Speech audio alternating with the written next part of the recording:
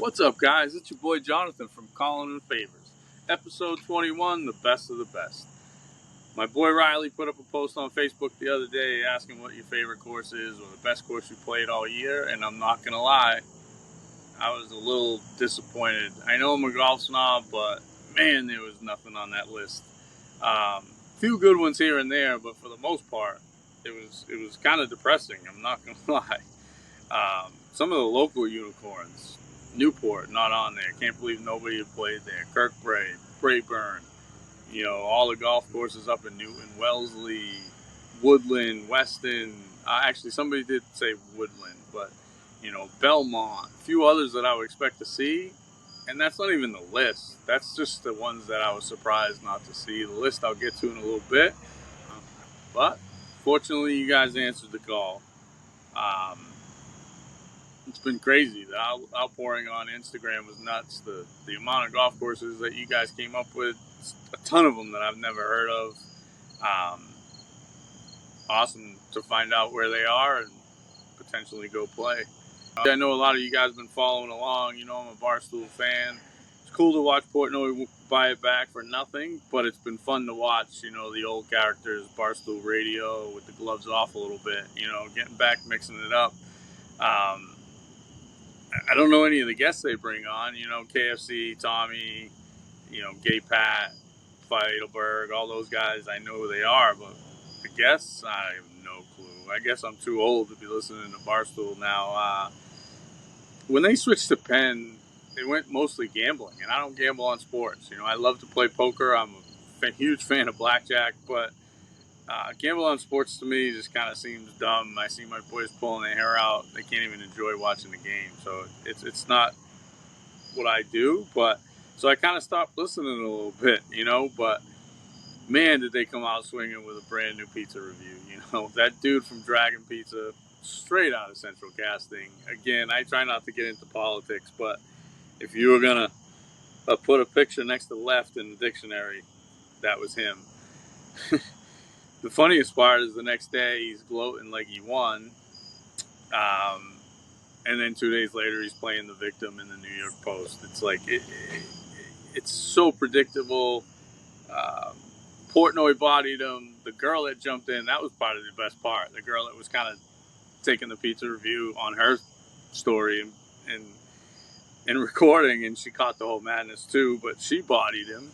And then the dude, Dom of the Year dude, the rapper, kind of bodied him as well. So all because he just wanted to look like a tough guy.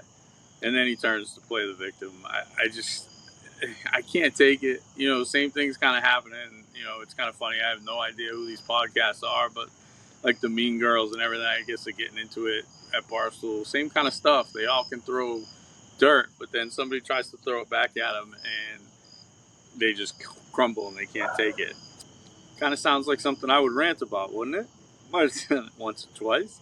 It's funny, guys that have been following along. So people that don't really know me think I've lost my shit, and it's funny. The guys that I talk to behind the scenes, I've never been more clear. I'm happy for the most part. This has been fun. Yeah, I'll go on a rant once in a while, but who doesn't, right? I just chose to do it publicly. That's all. And most of the stuff that I'm ranting about is golf, and people have opinions on it. So, yes, I'm going to ruffle some feathers. I always have. It's who I am. The only difference is now I have a mic in my hand, and other people that are kind of like-minded that I might not have reached are starting to reach out and agree. I'm chilling right now. I'm in no rush. I'll take probably something monotonous for a little while, whatever, just a little $15 an hour job. Gotta eat. Half jokingly, I've been talking about moving to South Florida and working at Dick's in the golf section. Something like that. I have no desire at this point to go through the whole hiring process and resume. And, I wouldn't even know where to start at this point. It's been so long since I've had to do one. I got to figure it out, Plus, not to mention the fact that I'm 30 days from passing the drug test. I guess I'm just not hireable. That's what I say to that. It's funny. People see me online, and yeah, I ball the F out when I have money, and I have a ton of contacts that I can do stuff and go places, That's not me. For the most part, I'm simple. Give me a dog, a recliner, a TV. I'm good. That's life for me. To be honest, I could live off PB&J and ramen. I'm not a diva. I know a lot of people think I am because they see me when I'm turned up. But again, it's social media, it's sales, it's doing things a little outside your element. That's where the podcast came from. I'm not a talker. I never have been. Unfortunately, now I need to learn when to rein it in. That's all. That's the only difference. But it is what it is. But there's nothing you can do. So, all right, let's cover some fitting stuff, and then we'll talk golf courses. One of the things I get killed about all the time, constantly bashing the box stores. I don't bash the guys or the fitters at the box stores. I bash their business principles.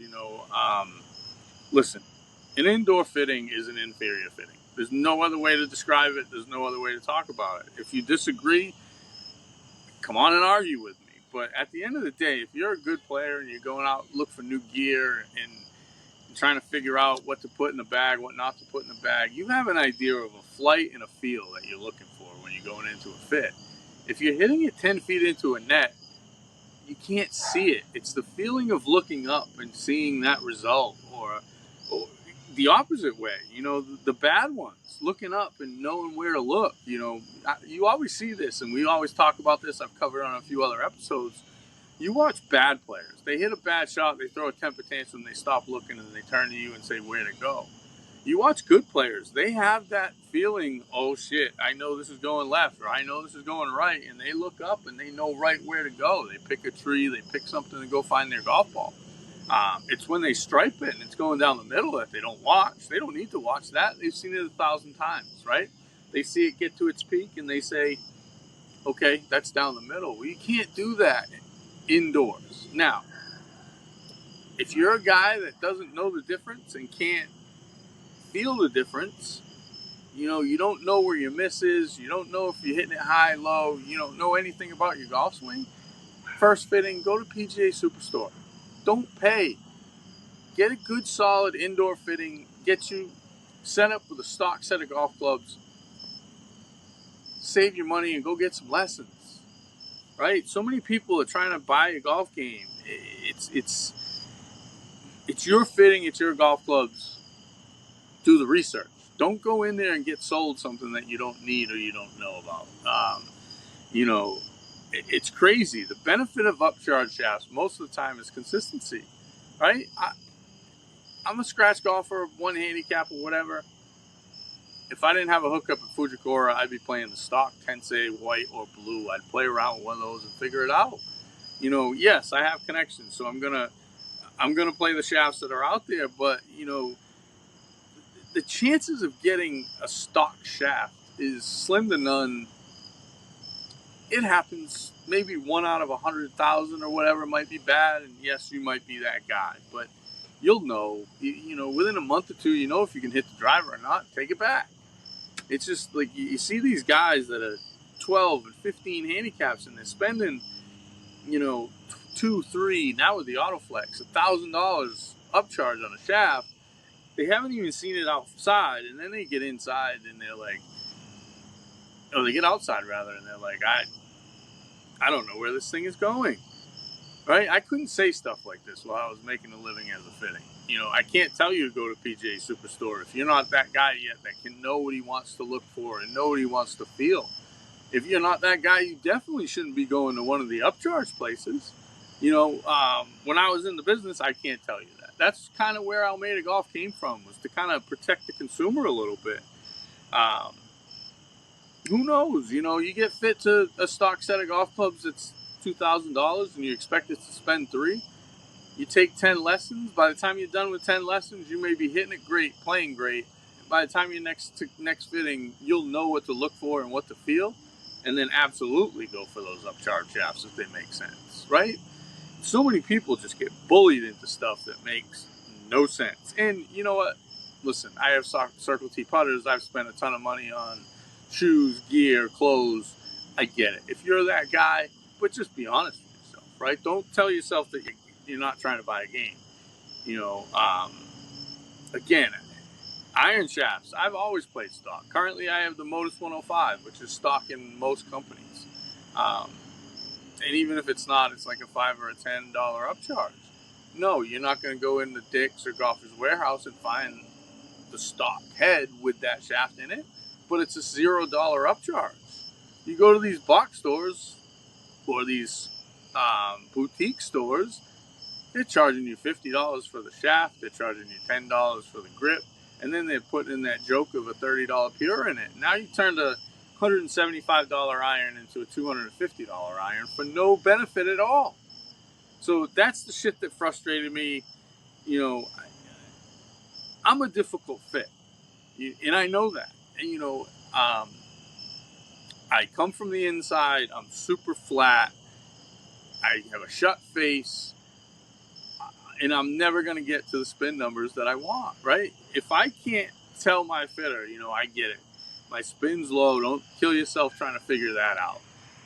Let's just find what feels good to me and what is a consistent flight coming down that I can count on and play for, right? At the end of the day, if I'm looking for a consistent flight, how can I see that hitting into a net? And that's the most important data point to pay attention to play good golf, right? Listen, you can have your setup all you want and tell me that it's set up better and you're optimizing setup. To play better golf, the most important data point is consistency. Listen, I don't care if you're playing a Pinnacle and you're expecting 20 yards to roll out or playing a Torbalata and expecting it to spin back. As long as you know what's going to happen, that's the most important data point in golf. And they can sell you on all these other data points, smash factor, um, ball speed, club head speed, all these other things. But at the end of the day, the most important data point is consistency. You know, it's so frustrating as a fitter, guys coming back to me, I can't figure these irons out or whatever. They were perfect on the monitor. I just can't figure them out on a golf course. And I'm like, let me guess, you got fit indoors. Yeah. It's for good players, you have to see it fly. It's a fitting. It's not a lesson. We're going to be in there for an hour. It's real time, productive golf shots. It's not one after another where it's yes, Mrs. Having Camp, good one. I'm a club fitter. I'm not a cheerleader, right? I'm there to get you dialed in. So every golf shot, we want to try to replicate the fact that we're on the golf course. And it's golf. It's not a video game, That's just my opinion, trying to make the consumer a little bit more aware of what they're buying, you know, just talking to golfers, right? That's what this podcast was supposed to be. It was supposed to be me and my boys playing some golf. And then when we were done with the round of golf, sit down and talk about the gear that we're playing, the stuff that we're looking at, what golf course we're playing next, And speaking of golfers and golf courses that we're playing next, is anybody as excited for fall golf as I am? Probably not. I haven't played golf all summer and I'm ready to go. I weighed myself this morning for the first time. The second number was a 4. So we're getting there. I'm 143 pounds now. Still not where I want to be, but it's better than 132, But who else loves fall golf? It's the best. Everyone is so excited. It's all I see on social media. I see all the posts about fall golf. I see all the posts about people punching greens. We're getting to that point now where they're almost healed. They're almost back. We had a little heat wave this week, but it's supposed to be in the 70s. Can't be any better next week. It's football season. Everybody knows I'm a Pats season ticket holder, so there'll definitely be some golfing and football talk. It's what it is. It's the best time of year to play golf. Golf courses are in the best condition up here, up in the Northeast, and mostly everybody's firm and fast by now. A couple clubs are still suffering from hurricane season. Every time I drive by, he's got the irrigation going. It's crazy. Who syringes fairways in September? I get it's 80 degrees, but it's September. Are your roots that bad? Oh, but you guys just let Dumb and Dumber take you for a ride. It's just comical. let's consider this the start of my list, because my former club is absolutely on that list of want to play every year, right? Um, it's I'll get a little bit more into the layout, but it's one of the most fun layouts that you're gonna play when it's firm and fast. Actually, you know what? I'll do the layout right now. We'll get into it. We'll talk about some of the reasons why I left and what I'm not loving about it right now. You know, when it's firm and fast, there's the humps and the bumps, and it has every characteristic of a Donna Ross. Now, I know they've recently found out it's Willie Park, whatever, that's neither here nor there, because Willie Park worked for Donna Ross, so it's not surprising to see the characteristics. But, you know, the humps, the bumps, the undulations on the greens, the run-ups that you can roll balls up and play it off humps, and, it's crazy. When it's firm and fast like it should be in the fall, it's awesome. I'm not going to get into the name, but I'm sure that they can figure this out from what I'm about to say next. The Gilhome Cup could be one of the biggest events in the state at that golf course. But it's unfortunate. Last August, I was sitting with a group of members, about 20 guys, two former board members, two current board members, and they got going. We just finished playing golf, and I wasn't feeling well. I didn't even eat food. I think I had one drink or one glass of wine or something. The Camus was flowing that night, so I definitely would have been diving in then. But and they were ranting and raving about everything wrong with the golf club. Everything. From this, that, and the other thing. And then they started on the golf course. Finally, one of the former board members looks at me and goes, "Thor, you're awfully quiet over there. What's going on, bud?" Now, I start laughing, and I just look at him, and I look down the table, and I go, I don't need to say anything. You guys are saying it for me. You guys are all making the point that I've been making for 5 years, but none of you guys will say it out loud. Um, you got myself and the angry Marine who would speak out loud, and you guys flung us all out to dry. The angry Marine, you bitch and moan nonstop, right? That's all we hear about. The angry Marine in 2021 raised his hand in the board meeting and says, "Have we considered making a change at the superintendent?" Fair enough question, reasonable question. Bob the Builder turned bright red. No. Okay. Well, this is where a good leader would have said, "Listen, we get it, guys. We've heard the concerns. Let's put a committee together. We'll work behind the scenes and we'll figure this out. Whether we get a new superintendent or we get him to kind of make some changes to do it the way we'd like, we'll figure this out." That's what a good leader would have done. But nope, not Bob the Builder. Another member chimes in and says, "Well, why not?" Okay. Pretty good question. I mean, it's not like, I don't think that's out of line, right? Bob the Builder throws a temper tantrum. Fine, let's put it to a vote. Anybody wants to fire the superintendent, raise your hand. Now, of course, they can't upset their meal ticket, so the groupies all sat on their hands. But let's be honest. Who's going to vote publicly to fire a guy? That doesn't have to. That's not the way you handle the situation. No, he threw a temper tantrum, hands down, and now the golf course, here we are 2 years later, they end up with disease and the greens are dead. It's like, I hate to keep going on and on and on again, but it is what it is. It's, you guys have such bad management at that golf course. It's frustrating to watch from a distance. What you need to do is you need to hire a completely new board, hire a general manager, and stay the F out of the day-to-day operations. That's why you have committees. That's why you vote on things. They're going to do the best thing that they could possibly do to that golf course and renovate the seventh green. Okay, did the members vote on it? Did you bring in a couple different architects to figure it out, to figure out what ways should do it?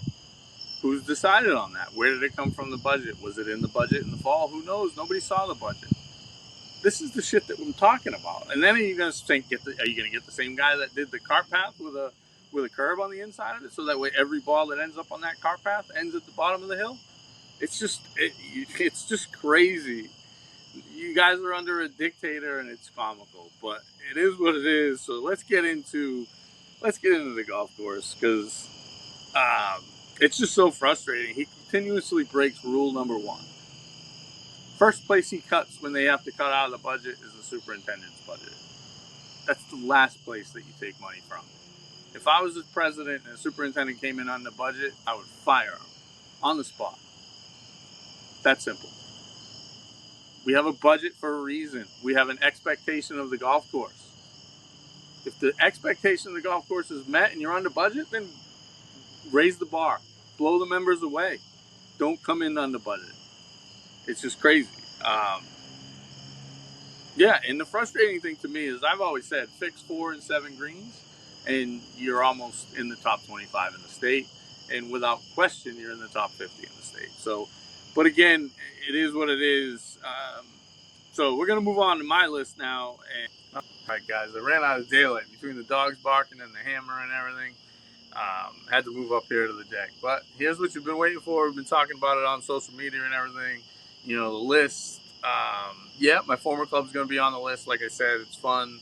I try to play. Even when I wasn't a member there, we try to play it a couple times every year, spring and fall when it's firm and fast. Like I said, it's about as stereotypical as Donald Ross, even though I know it's not anymore. But when you get out there and you see the rolling hills and the way they do the bunkering, it's just a fun golf course.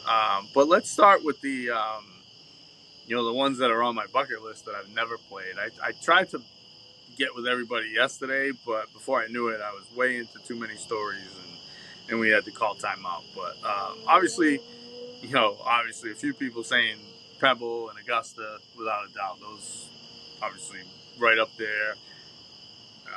Buddy played Cypress, that was in his best in America. Another listener played Spyglass.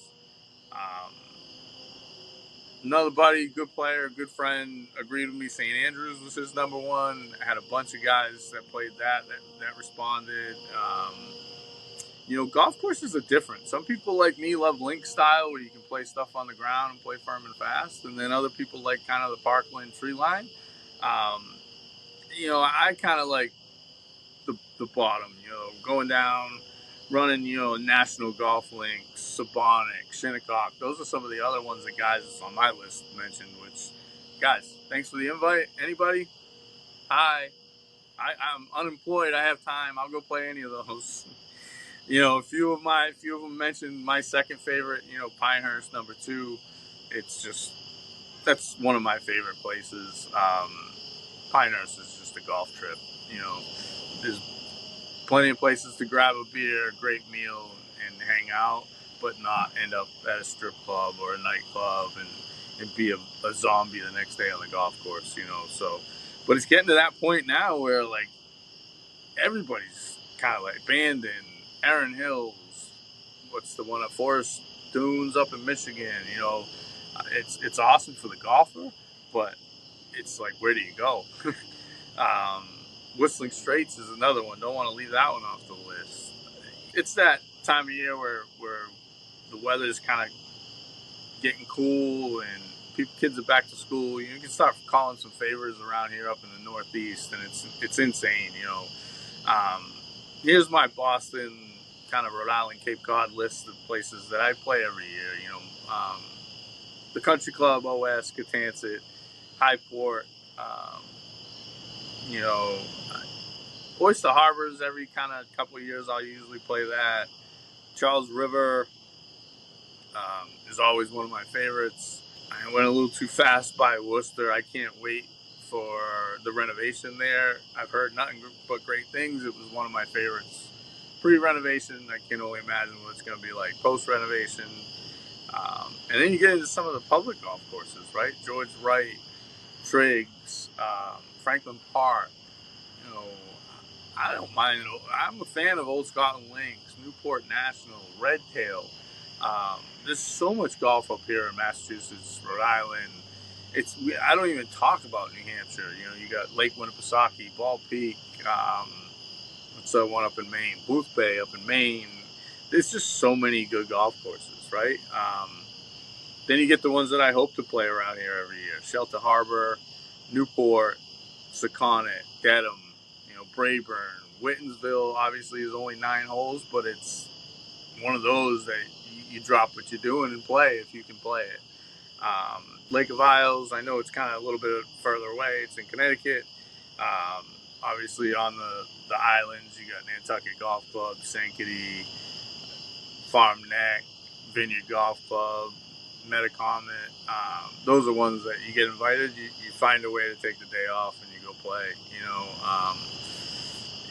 It's crazy because it's just I'm looking at the notes and you see a couple guys playing Caledonia. It's funny, another guy chimed in, if Caledonia's not your favorite, I feel bad for you. Again, it's the level of golf snob, right?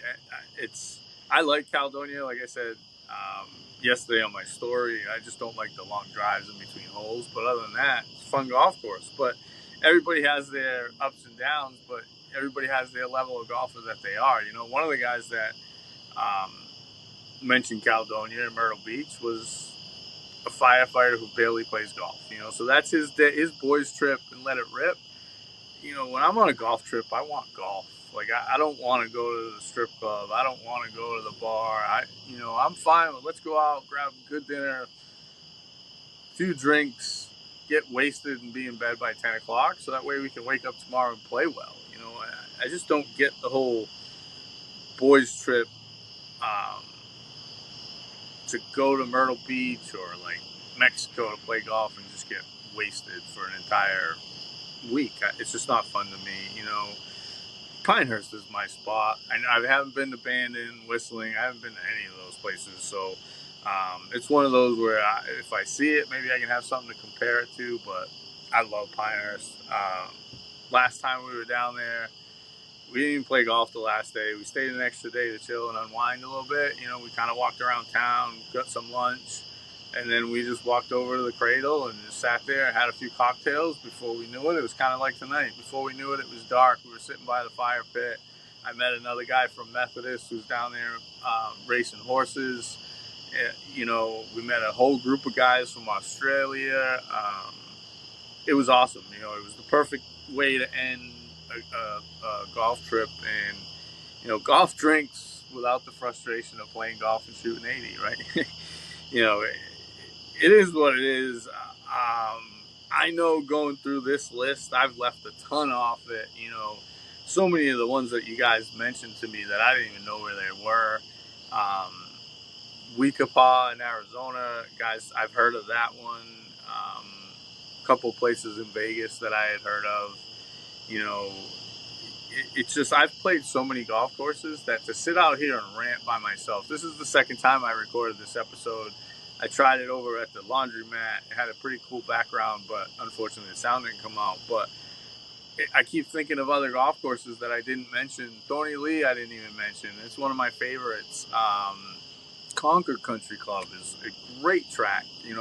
A buddy put that one behind the scenes. Woods Hole on the Cape. Sacanesset. There's so many golf courses just in this area that I just could go on and on and on. That yes, you play. So again, when you start arguing about which one's the best, listen. If they're in the conversation, they're good, and that's what's so frustrating at my former club is it's not in the conversation anymore. It was and it should be. So I know I left a ton out. So if I left any out, comment. I love it. People are starting to comment on everything I do, good and bad. I'll hear it. Somebody wants to jump on and have an argument, I'm fine with that. We can agree to disagree as long as you do it civilly. The people that can't have an argument and can't take it frustrate the hell out of me. So hopefully I can edit this out. This thing's been a little all over the place, but I think I got it done this time. Until next time, let's go.